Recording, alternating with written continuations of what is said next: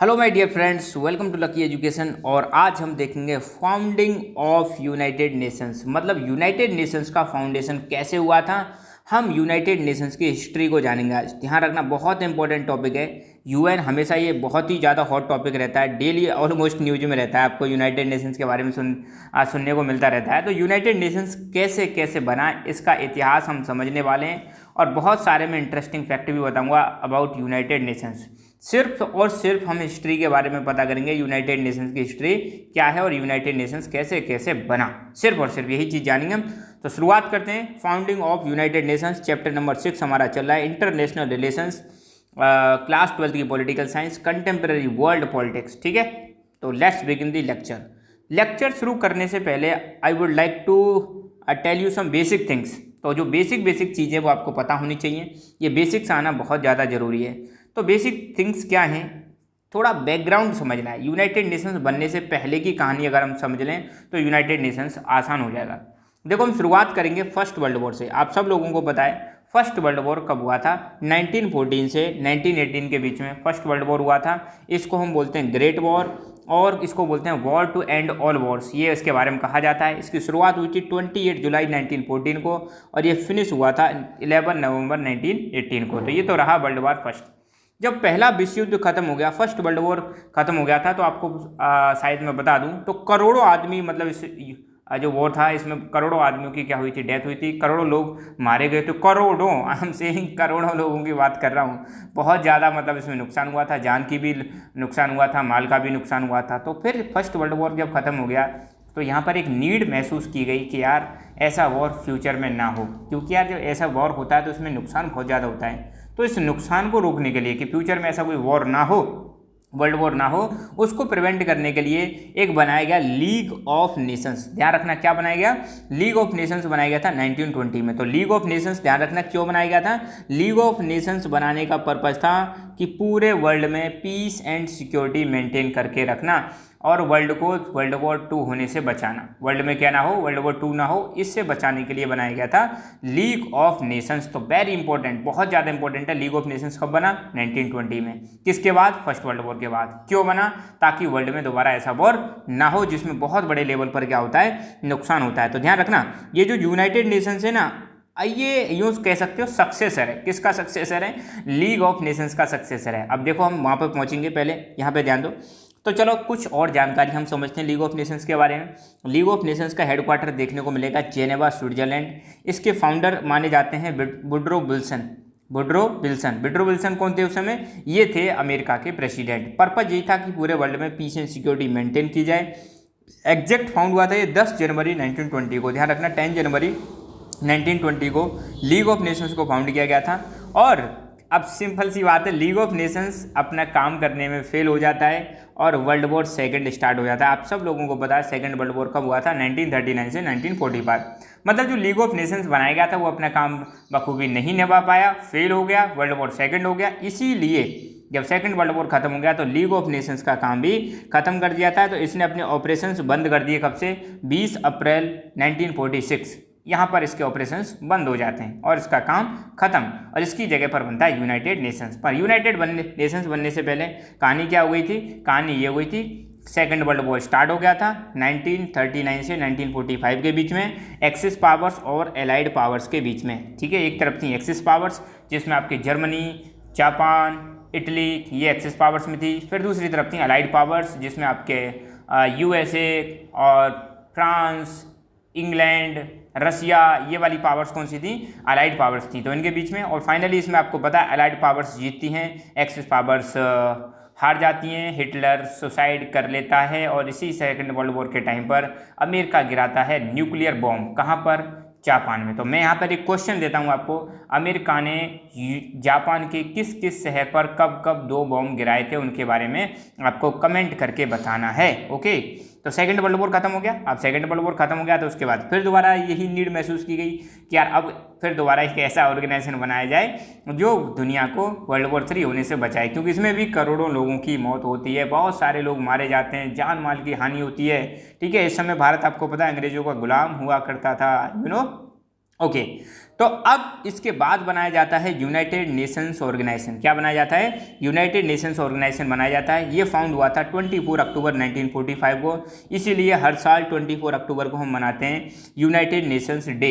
इसमें आज की डेट में जो मेंबर कंट्रीज है उनकी संख्या है 193। इसका भी पर्पज वही है, to maintain peace and security in the world. World में पीस एंड सिक्योरिटी मेंटेन करना, ये इसका लक्ष्य है। ये नीचे इसका लोगो दे रखा है, नीचे यूनाइटेड नेशंस का, ठीक है। ओके, अब हमारी जो बुक में दे रखा है वो चीज़ हम पढ़ते हैं। तो ये रहा आपका बेसिक आपको हमेशा माइंड में रखना है कि पहले फर्स्ट वर्ल्ड वॉर हुआ, उसके बाद एक ऑर्गेनाइजेशन बनाया गया था लीग ऑफ नेशंस, जिसका पर्पज था वर्ल्ड वॉर 2 से बचाना, मगर ये फेल हो जाता है और वर्ल्ड वॉर सेकंड स्टार्ट हो जाता है। फिर जब सेकंड वर्ल्ड वॉर खत्म हुआ तो तब बनता है हमारा यूनाइटेड नेशंस ऑर्गेनाइजेशन। और आपको मैं बता दूँ, सेकंड वर्ल्ड वॉर खत्म होने के बाद एक और वॉर स्टार्ट होता है। वो वर्ल्ड वॉर नहीं था मगर वॉर था। कौन सा वॉर था? कोल्ड वॉर था। कोल्ड वॉर स्टार्ट होता है 1945 से 1991। ये सारी चीज़ आप पढ़ चुके हो, ठीक है। तो कोल्ड वॉर स्टार्ट हो जाता है किस किस के बीच में? यूएसए एंड यूएसएसआर के बीच में कोल्ड वॉर स्टार्ट हो जाता है, ठीक है। यहाँ पर एक क्वेश्चन मैं आपको देता हूँ, क्यूबन मिसाइल क्राइसिस में क्या हुआ था और कब हुई थी, ये चीज़ आपको कमेंट करके बतानी है। अब हम आते हैं अपने टॉपिक पर, founding of the United Nations. तो सबसे पहले क्या हुआ था? 1941 अगस्त 1941 में 2 लीडर मिलते हैं। कौन कौन से लीडर मिलते हैं? ये हैं आपके अमेरिका के प्रेसिडेंट फ्रैंकलिन डी रूजवेल्ट, और ये हैं आपके ब्रिटेन के पीएम विंस्टन एस चर्चिल, ठीक है। तो इन दोनों ने एक चार्टर साइन किया, उस चार्टर का नाम था अटलांटिक चार्टर। ध्यान रखना, यहाँ से इसकी नींव रखी जाती है किसकी? यूनाइटेड नेशंस की। तो इन दोनों ने किसने? US president Franklin D Roosevelt और British PM Winston S Churchill, इन्होंने एक चार्टर साइन किया जिसका नाम था अटलांटिक चार्टर, ठीक है। फिर 1942 में जनवरी 1942 में दोनों ने साइन किया था। जनवरी 1942 में क्या होता है? 26 अलाइड नेशंस। अब अलाइड नेशंस समझ रहे हो आप? अलाइड नेशंस वो देश हैं जो किसके साथ थे? अलाइड पावर्स के साथ थे। जो किससे लड़ रहे थे? एक्सिस पावर से लड़ रहे थे। एक्सिस पावर मतलब जर्मनी, जापान, इटली से लड़ रहे थे।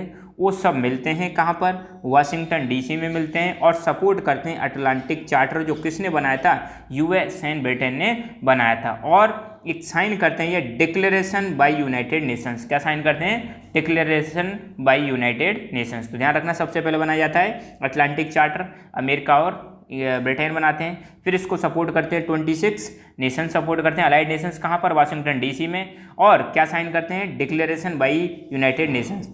थोड़ा सा ये बेसिक्स है बेटा, ये अपनी बुक में नहीं है, मैं आपको बता देता हूँ। अटलांटिक चार्टर के बारे में बात करें तो एक जॉइंट डिक्लेरेशन है जो सेकेंड वर्ल्ड वॉर के टाइम पर इश्यू किया गया था। किसके द्वारा? United states and great Britain के द्वारा। और इसमें एक विजन सेट किया गया था। विजन मतलब हमारा टारगेट क्या होगा, हमारा लक्ष्य क्या होगा post war world. Post war का मतलब जब सेकंड वर्ल्ड वॉर खत्म हो जाएगा तो उसके बाद क्या हम मतलब करने वाले हैं, क्या हमारा लक्ष्य रहेगा। तो ये चीज़ कहाँ पर डाली गई थी? ये डाली गई थी अटलांटिक चार्टर में। इसको अनाउंस किया गया था 14 अगस्त 1941 को, ठीक है। फिर बाद में 26 अलाइड नेशंस इसको सपोर्ट करते हैं। कब? जनवरी 1942 में। तो किसने बनाया था ये बनाया था भैया अमेरिका के प्रेसिडेंट कौन? रूजवेल्ट, और इधर हमारे ब्रिटेन के पीएम में कौन? चर्चिल, ठीक है, ओके। फिर 1943 दिसंबर 1943 में एक कॉन्फ्रेंस होती है, तेहरान कॉन्फ्रेंस डिक्लेरेशन होती है 3 पावर्स के बीच में। किन पावर्स के बीच में? कौन कौन सी पावर्स थी? 3, यूएस, ब्रिटेन और सोवियत यूनियन। मतलब अब यूएस और ब्रिटेन के साथ कौन आ जाता है? सोवियत यूनियन आ जाता है, यूएसएसआर आ जाता है। कौन आ जाता है? यूएसएसआर। ये है स्टालिन। तेहरान कॉन्फ्रेंस में क्या हुआ था? चलो तेहरान कॉन्फ्रेंस के बारे में देख लेते हैं। तो तेहरान कॉन्फ्रेंस एक मीटिंग हुई थी, अमेरिका के president Franklin D Roosevelt, British prime minister Winston Churchill और सोवियत प्रीमियर थे जोसेफ स्टालिन। इनके बीच में एक कॉन्फ्रेंस होती है, एक मीटिंग होती है। कहाँ पर होती है? तेहरान आपको देखने को मिलेगा, तेहरान जगह आपको मिलेगी ईरान में, ठीक है। कब होती है? 28 नवंबर से 1 दिसंबर के बीच में 1943 में। ये तो तेहरान कॉन्फ्रेंस कब हुई थी? 1943 में हुई थी। इन तीनों के बीच में हुई थी, ठीक है। इस कॉन्फ्रेंस के दौरान ये डिसाइड किया गया, लीडर्स ने डिसाइड किया कि हमारी जर्मनी और जापान, अब इनके दुश्मन कौन थे? जर्मनी जापान, एक्सिस पावर थी। तो इन्होंने डिसाइड किया कि जर्मनी जापान के खिलाफ हमारी क्या मिलिट्री स्ट्रेटेजी होगी, यहाँ पर डिसाइड किया गया था। और साथ के साथ में यहाँ पर यह भी डिस्कस किया गया था कि जब वर्ल्ड वॉर सेकंड खत्म हो जाएगा तो उसके बाद हम क्या करेंगे, उसके बारे में भी डिसाइड किया गया था। कहाँ पर? तेहरान कॉन्फ्रेंस में। तो ध्यान रखना, तेहरान कॉन्फ्रेंस में 3 पावर्स मिलती हैं। कौन कौन सी पावर्स मिलती हैं? यूएस, ब्रिटेन और सोवियत यूनियन। फिर 1945 में, ध्यान रखना तेहरान कॉन्फ्रेंस के बाद 1945 आ जाता है। फरवरी 1945 में याल्टा कॉन्फ्रेंस होती है। कौन सी कॉन्फ्रेंस होती है? Yalta conference. किसके बीच में? Big threes. अब बिग थ्रीज कौन थे उस समय? विंस्टन चर्चिल, रूजवेल्ट और स्टालिन, इनके बीच में एक कॉन्फ्रेंस होती है। और यहाँ पर डिसाइड किया जाता है, क्या डिसाइड किया जाता है? To organize a United Nations conference on proposed world organization. तो यहाँ पर डिसाइड किया गया था एक कॉन्फ्रेंस होगी, यूनाइटेड नेशंस कॉन्फ्रेंस। किस मामले पर होगी? एक वर्ल्ड ऑर्गेनाइजेशन बनाया जाएगा, और वो वर्ल्ड ऑर्गेनाइजेशन क्या था? वो यूनाइटेड नेशंस ही था। ठीक है, तो याल्टा कॉन्फ्रेंस के बारे में अगर बात करें तो ध्यान रखना है, ये मीटिंग होती है 3 लीडर्स के बीच में। वर्ल्ड वॉर सेकंड के टाइम पर अलाइज पावर्स थी, कौन कौन सी? US president Franklin D Roosevelt, British prime minister Winston Churchill, और सोवियत प्राइम मिनिस्टर थे, सोवियत प्रीमियर थे जिसका नाम था जोसेफ स्टालिन। ठीक है, सोवियत यूनियन को हम ध्यान रखना यूएसएसआर भी कह सकते हैं। ठीक है, ये ट्रायो हुआ था। ट्रायो मतलब इन तीनों के बीच में मीटिंग हुई थी फरवरी 1945 में। कहाँ पर हुई थी? एक रिसोर्ट सिटी याल्टा में हुई थी। याल्टा कहाँ पर है? ब्लैक सी। अगर आप वर्ल्ड के मैप में देखोगे तो ब्लैक सी के पास ये मतलब हुई थी क्रीमियन पेनिनसुला में। कहाँ पर हुई थी? Crimean peninsula. ठीक है, क्रीमिया जो देश है आज की डेट में। फिर अप्रैल और मई 1945 में 2 महीने लंबी, ध्यान रखना 2 महीने लंबी एक सेशन चलता है। किसका? United Nations conference on international organization at San Francisco USA. San Francisco कहाँ पे? यूएसए में। तो अप्रैल मई में 2 महीने में क्या चलता है? एक कॉन्फ्रेंस होती है, 2 महीने लंबी कॉन्फ्रेंस होती है सैन फ्रांसिस्को में, United Nations conference on international organization. Finally अब वक्त आ गया है, और मतलब पूरा सारा स्ट्रक्चर बना लिया है कि कैसा कैसा होगा। अब यहाँ पे इंटरनेशनल ऑर्गेनाइजेशन जो हम बात कर रहे हैं ना, वो इंटरनेशनल ऑर्गेनाइजेशन वो है यूनाइटेड नेशंस। तो यहाँ तक आते आते सभी देशों ने यहाँ पर एक डिसाइड कर लिया कि यार पोस्ट वॉर क्या कौन सा ऑर्गेनाइजेशन बनने वाला है? वो यूएनओ बनने वाला है। यूएनओ कैसा होगा, ये सारी चीज़ें मतलब यहाँ तक डिसाइड हो जाती हैं। इसका स्ट्रक्चर कैसा होगा, कैसे काम करेगा, कौन कौन मेंबर होंगे, सारी चीज़ें यहाँ पर बन जाती हैं। यूँ समझ लो अब तक हम जो पढ़ रहे थे पूरा इनका डेवलपमेंट पढ़ रहे थे, कैसे यूएनओ डेवलप हुआ। तो फाइनली 26 जून, बहुत इंपॉर्टेंट डेट है ये, 26 जून 1945 को यूएन चार्टर साइन किया जाता है 50 देशों के द्वारा। ध्यान रखना, यूएन चार्टर साइन किया जाता है 50 देशों के द्वारा। बाद में पोलैंड ने इसको साइन किया था अक्टूबर 15 को। कब साइन किया था? अक्टूबर 15 को। तो हम कह सकते हैं कि जो यूएन चार्टर है ओरिजिनली कितने लोगों ने साइन किया था? 51 कंट्रीज ने साइन किया था। तो ये 51 कंट्रीज हो जाएंगे फाउंडिंग मेंबर्स ऑफ यूएनओ। ठीक है, तो ये हो गया भाई साइन। 26 जून 1945 को यूएन चार्टर साइन हो जाता है, और 51 कंट्रीज इसको, मतलब पहले तो ओरिजिनल तो 50 कंट्रीज करते हैं, बाद में पोलैंड इसको साइन करता है। ठीक है, ये हुआ साइन। अभी बना नहीं, अब साइन हो गया। अब डे आ गया इम्प्लीमेंट करने वाला डे। तो 24 अक्टूबर 1945 को फाइनली नीम की ईंट रख जाती है किसकी? यूएनओ को फाउंड कर दिया जाता है। तो ध्यान रखना, यूएनओ कब फाउंड हुआ था? 24 अक्टूबर को। फाउंड करने से पहले चार्टर साइन कब हुआ था? 26 जून को हुआ था। ठीक है, इसलिए हर साल 24 जून को हम क्या बनाते हैं, 24 अक्टूबर को हम क्या बनाते हैं? यूएन डे मनाते हैं। ठीक है, और इसके बाद देखो 24 अक्टूबर 1945 को तो यूएनओ बना, उसके 5-6 दिन में ही 30 अक्टूबर को भारत ने किसको ज्वाइन कर लिया? यूएनओ को ज्वाइन कर लिया। मतलब इंडिया यूएनओ का मेंबर बन जाता है। देश आज़ाद होने से पहले ही हम किसका मेंबर बन चुके थे? यूएनओ का। अब कुछ एडिशनल पॉइंट मैं यहाँ पर आपको बताऊंगा अबाउट यूएनओ। तो ध्यान रखना, आज की डेट में यूएनओ में टोटल जो मेंबर है वो हैं 193 मेंबर्स हैं। लेटेस्ट मेंबर जुड़ा था वो था साउथ सूडान, अफ्रीका कॉन्टिनेंट में आपको देखने को मिलेगा जुलाई 2011 में।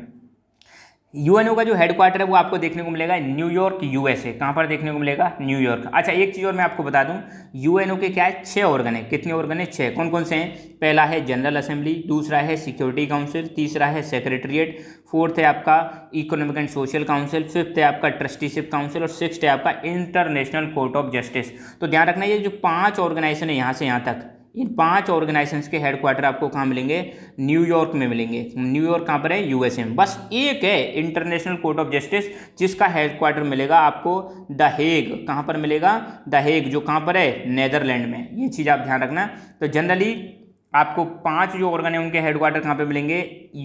मतलब न्यूयॉर्क में मिलेंगे, यूएसए में। ठीक है, यूएन चार्टर कब एग्जिस्टेंस में आया था? 24 अक्टूबर 1945 को।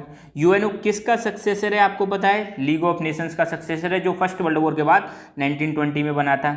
अच्छा, अब एक बहुत इंपॉर्टेंट, ये यूनाइटेड नेशंस किसने नाम दिया? यूनाइटेड नेशंस जो नेम है ये किसने दिया? तो ये यूनाइटेड नेशंस नाम देने वाले व्यक्ति थे अमेरिका के प्रेसिडेंट फ्रैंकलिन डी रूजवेल्ट। ये बहुत इंपॉर्टेंट है।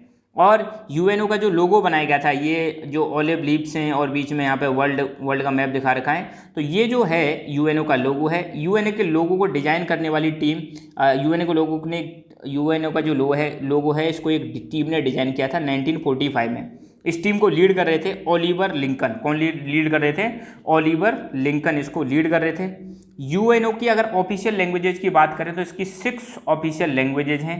एक है इंग्लिश, दूसरी है फ्रेंच, तीसरी है रशियन और फोर्थ है आपकी चाइनीज़। तो ये तो 4 तो बेसिक में आपको देखने को मिलेंगे मेंबर हैं। 2 और हैं एक्स्ट्रा। कौन कौन सी हैं? स्पेनिश और अरेबिक। ठीक है, तो इसकी 6 ऑफिशियल लैंग्वेजेज हैं। ठीक है, ये आपको याद रखना है। किसकी ऑफिशियल लैंग्वेजेज हैं? यूएनओ की। एक बार फिर बोल रहा हूँ मैं, English, French, Russian, Chinese, Spanish और अरेबिक। ठीक है, 6 ऑर्गन है यूएनओ के: general assembly, security council, secretariats, economic and social council, trusteeship council and international court of justice. अब इन 6 ऑर्गन्स के बारे में मैं एक ब्रीफ वीडियो आपको बनाऊंगा, जिसके बाद आपको यूएनओ का ABCD सब कुछ आपको क्लियर हो जाएगा। ठीक है, तो आज हमने यूएनओ की हिस्ट्री कंप्लीट कर ली है। आई होप आपको ये चीज़ समझ में आएगी। कोई दिक्कत हो तो आप कमेंट करके बता सकते हो। So thank you so much. Keep learning, keep enjoying and God bless you all.